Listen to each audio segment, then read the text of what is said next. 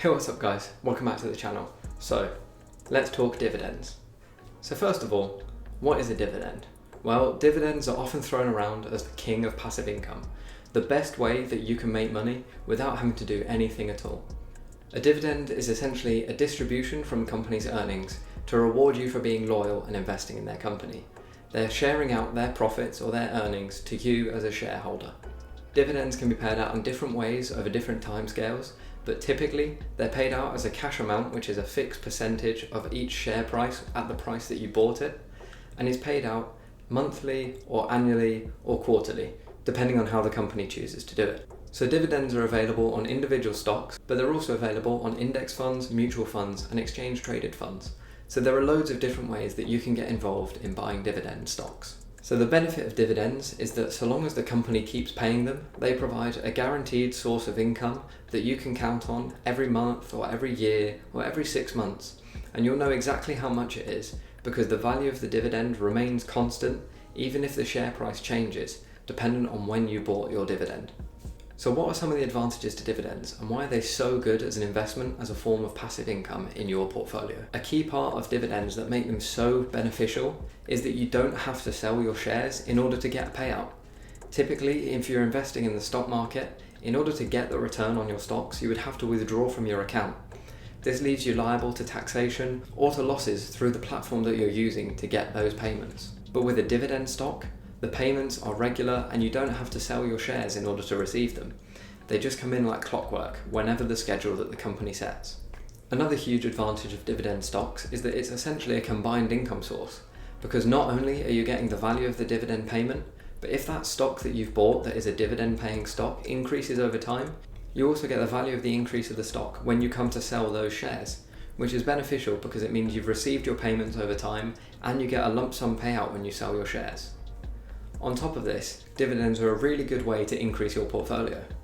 If you've got a small portfolio of investments and you haven't got that much money to throw around, buying dividend stocks can help you increase your portfolio over time because you can just reinvest the dividend payments back into your stocks.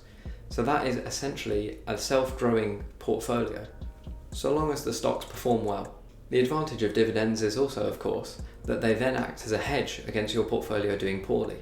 If your portfolio loses 5% value over the year, but your dividends are paying you a total of 5% of your portfolio value, essentially you're breaking even and you won't really see that loss so long as you're reinvesting those dividends. Another benefit of dividend stocks is that during bear markets, that's when the market as a whole is going down, dividend paying stocks tend to perform better than non-dividend paying stocks. So an example of this would be during the 2002 market downturn, where non-dividend paying stocks shrunk by around 30%, whereas dividend-paying stocks shrunk by only 10%. And a similar thing can be observed if you're looking at the 2007 to 2008 financial crisis. And of course, as mentioned before, dividends not only offset potential losses in your portfolio, but they also can act as a hedge against inflation, where your money is losing value to inflation over time. However, it's not all sunshine and rainbows. There are certain issues with dividend stocks and dividend payments that you have to be aware of before you start investing. The first and the most important is that dividends are not an obligation. A company that offers dividends does not have to pay them. They can cancel them, reduce them by however much they want, and completely refuse to give out dividends if they feel they can't afford them or if they just don't want to. There's no obligation of a company to pay you their dividends. That's why one of the most important things you can do when you're investing in a dividend stock is to research the company's dividend payment history. That is looking at how much of their promised dividend they have fulfilled in all of their previous payments throughout the history of the company. If they have a good fulfillment history, you can go in with a reasonable amount of trust and expectation that they will pay you what you're expecting in your dividend payouts. Another disadvantage, and this is more framed by financial analysts, is that they believe that dividend stocks lie kind of in an in-between no man's land, between bonds and between investment stocks. If you're looking at capital gains and investment stocks, then these are stocks that don't pay dividends, so all of their profit can be reinvested into the company. So there's potential there that they might be able to grow greater than the dividend stocks would do. And on the other hand, you have bonds, which were a way more guaranteed and surefire way of earning money, because bonds are obligations to companies. They have to fulfill their bond payments. If the company goes bankrupt, the company will attempt to fulfill their bonds even in the case of bankruptcy, by selling off their assets to pay back the bond owners, whereas they won't pay out dividends if they go bankrupt or if they start losing money. So dividends may lie in this weird in-between ground, but of course they're still very useful as hedges to inflation or hedges against the loss of value in your portfolio. I think they're very good as a way of diversifying your portfolio to ensure that you don't lose too much in the event of a downturn in the market. Another disadvantage of dividends is that although they're tax exempt for the first £2,000 that you earn, any value over that amount is paid at a higher tax rate than you would on capital gains. So if you are buying and selling stocks just for their pure value, you would end up paying slightly less tax than if you were to use dividend payments as your source of income. Then there's two final disadvantages to dividend stocks. There is firstly the relatively low yield that dividends tend to pay.